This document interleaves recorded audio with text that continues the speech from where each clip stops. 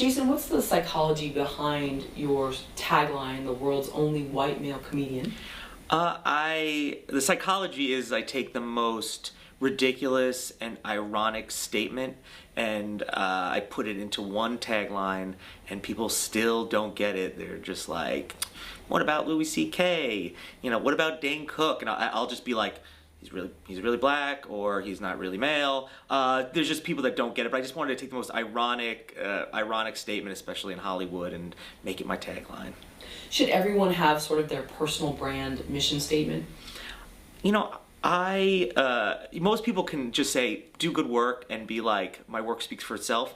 I don't. I'd rather have a clever tagline and trick people into thinking, trick people thinking I'm a really awesome comedian and now come see my work. So not everyone does. It's great for branding though, is what they tell me. Do you have any tips on writing about yourself in the third person? You know, like for an IMDb bio? It's such an awkward thing. Well, don't write your own IMDb bio, because it looks like when you see one, you could tell, oh, you wrote, and it's like by anonymous or like some made up name. It's like, no, listen, you wrote it. You wrote it about, you're just kind of like talking about yourself. I mean, even have your mother write it would be a little bit of a different point of view.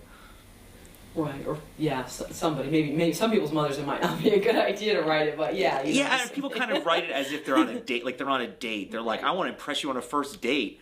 Here's my IMDb bio, IMDb watcher, and a lot of bigger celebrities don't really even have that much of a bio anyway, so you can kind of tell.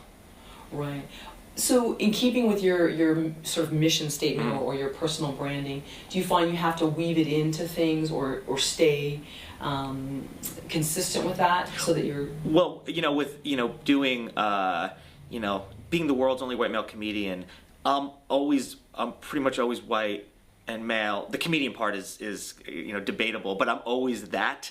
You're always going to get that, whether it's funny or not, or what the content is. So I'm kind of always delivering. But I've always kind of done an exaggerated version of myself. I take kind of real life things, and then I'm like, what's funny about this? And then let me exaggerate it somewhat slightly for video. So I kind of always deliver.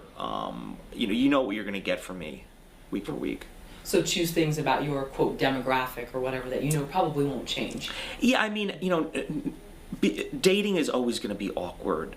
Work job interviews are going to always be weird and awkward and funny.